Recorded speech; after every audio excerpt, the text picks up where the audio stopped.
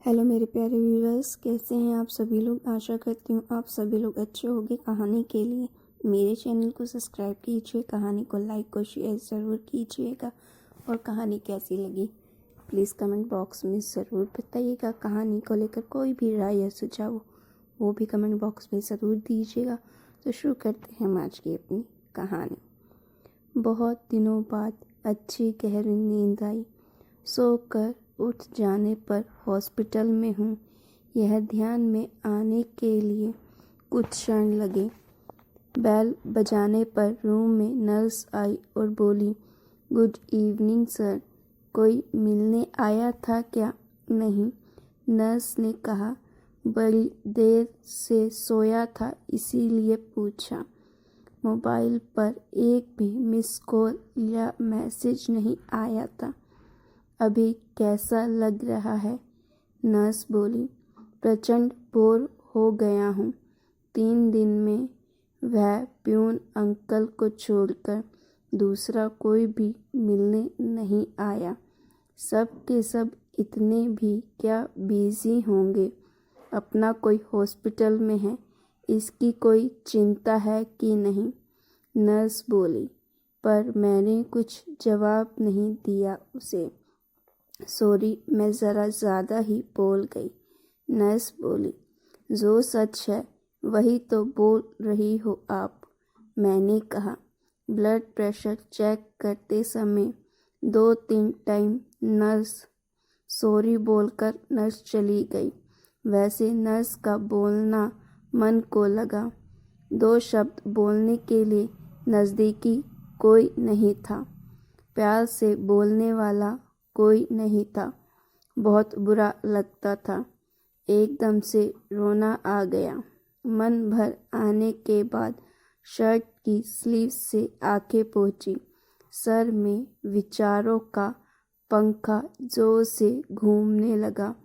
अस्वस्थता बढ़ी। आज मुझे किसी चीज़ की कमी नहीं थी। बड़ा बंगला, फार्म हाउस, 3 गाड़ियाँ, बहुत सारा बैंक बैलेंस, सोशल स्टेटस सब है, तब भी मन शांत नहीं। किसी की तो कमी हो रही थी। हर कोई स्वार्थी होता है।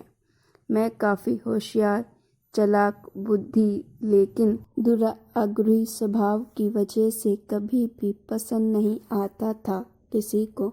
मुंहफट था, इसी वजह से ज़्यादा दोस्त नहीं थे, और जो थे वह भी दूर चले गए। पत्नी को भी दोस्त नहीं बनने दिया, उससे हमेशा अंतर पर रखा।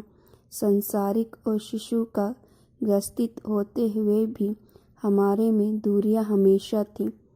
पैसों की वजह से बुढ़ापे में माँ पापा के मन को भी दुखाया।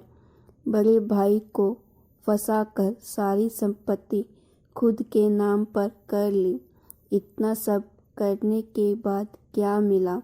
ज़्यादा पैसों के साथ विकृत समाधान और कांटे जैसा चुभने वाला अकेलापन।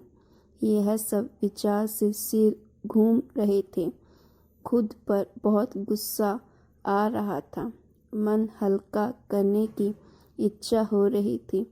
पत्नी को फ़ोन किया, पर डिस्टर्ब मत करो और कुछ चाहिए होगा तो मैसेज कर देना। ऐसे बोलकर उसने फ़ोन काट दिया। जवानी के दिनों में भी साथ नहीं रहने वाले बेटे से बोलने का तो सवाल ही उठता नहीं। फ़ोन नंबर देखते समय भैया के फ़ोन नंबर पर नज़र रुकी। वापस यादों की भीड़। भैया का नंबर डायल किया, पर तुरंत कट कर दिया। वजह हमारे बीच का ना बोलना। 3 साल पहले हमारा बहुत बड़ा झगड़ा हो गया था। उसके बाद बड़प्पन दिखाकर भैया ने सब कुछ भूलना चाहा, पर मेरा ईगो बीच में आ गया। इसीलिए अब मुंह खोलने की हिम्मत नहीं हो रही थी। तब भी बोलने का मन हो रहा था। बाद में हिम्मत करके नंबर डायल किया और आंखें बंद कर ली। फ़ोन उठाने के बाद भैया की आवाज़ आई। भैया, मैं बोल रहा हूँ। अभी तक नंबर डिलीट किया नहीं क्या तूने? छोड़, कैसा है तू? फ़ोन क्यों किया? तभी मैं भैया को बोला, आपका गुस्सा समझ सकता हूँ भैया। बहुत गलत बर्ताव किया मैंने आपके साथ। मीठी मीठी बातें करके फंसाया आपको। मन में जो भी था वह सब धार धार बोलने लगा।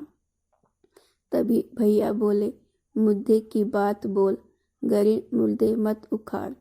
हमारे बीच अब कुछ भी नहीं बचा। भैया, ऐसा मत बोलो, मैं तो सिर्फ बोल रहा हूँ। आप तो पैसों के कारण भटक गया था मैं भैया। भूल हो गई मुझसे, बंटवारा हो गया, अब कुछ भी बचा नहीं। मुझे माफ़ कर दो। मैंने बोला पर भैया की तरफ से कुछ भी जवाब नहीं आया। मैं सुन रहा हूँ, बोल क्या काम था मुझसे? पहाड़ इतनी भूल हो गई है भैया।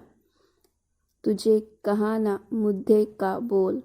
जो हुआ वह सब भूल जाओ भैया। ठीक है, भैया बेमन से बोले, पर मैं बहुत ज़्यादा भावुक हो गया। तभी भैया बोले, तुम्हारा हो गया हो तो फ़ोन रखता हूँ। आज तो स्पष्ट रूप से बोल क्या हुआ। तभी मैं बोला, हॉस्पिटल में अकेला पड़ा हूँ भैया। क्यों, क्या हुआ? भैया का आवाज़ एकदम से आया। बीपी बढ़ गया है, चक्कर आ रहे थे, इसीलिए भर्ती हुआ हूँ।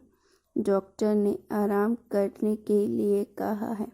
तभी भैया ने पूछा, साथ में कोई है क्या तुम्हारे? कोई भी नहीं है। दिन में 2-3 बार पत्नी और बच्चे वीडियो कॉल करके अपना कर्तव्य निभा रहे हैं। जो बोया वही पा रहा हूँ। मैंने उनके साथ भी ऐसा ही किया था। कभी भी प्यार के 2 शब्द बोले नहीं, सिर्फ व्यवहार देखा। स्वार्थ के लिए रिश्तों का इस्तेमाल किया और तोड़ा भी।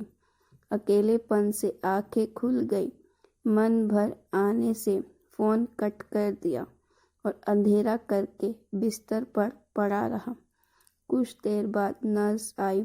लाइट लगाकर हाथ में कागज में कुछ रखा था। वह नर्स ने मुझे दिया। उसमें से मस्त खुशबू आ रही थी। जल्दी जल्दी उसे खोला तो उसमें भुनी हुई मूंगफली थी। वह देखकर बहुत खुश हुई। ज़रूर भैया आए होंगे। कहाँ है भैया? मैं यही हूँ, कहकर भैया सामने आए। हम सगे भाई 3 साल बाद एक दूसरे से मिल रहे थे। दोनों के ही मन की विचित्र अवस्था हो गई थी। दोनों एक दूसरे की ओर एकटक देखे जा रहे थे। अपने आप मेरे हाथ उनके सामने जुड़ने लगे। गुस्सा साइड रखकर तुरंत मिलने के लिए आए भैया। क्या करूं, तुम्हारा फ़ोन आने के बाद रहा नहीं गया मुझसे। उन्होंने कहा, जो हुआ सो हुआ, अभी उसका विचार मत कर। आपको गुस्सा नहीं आया भैया? बहुत आया, पर आज तुमसे बात करने के बाद पूरा का पूरा गुस्सा बहकर चला गया।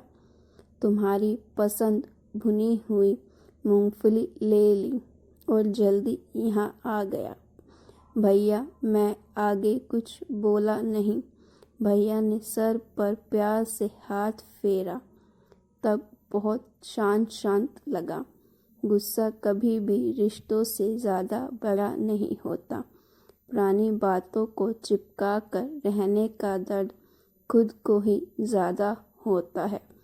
एक बात हमेशा ध्यान में रखना, हमारा रिश्ता मतलब फेविकोल का जोड़। भैया बचपन में देते थे, वैसे ही मूंगफली के दाने छीलकर मुझे देकर बातें कर रहे थे। वह भुने हुए दाने के स्वाद अफलातून था अनजाने में कचरे के डब्बे पर ध्यान गया। उसमें मूंगफली के छिलकों की जगह मेरा ही ईगो मुझे दिखाई दे रहा था।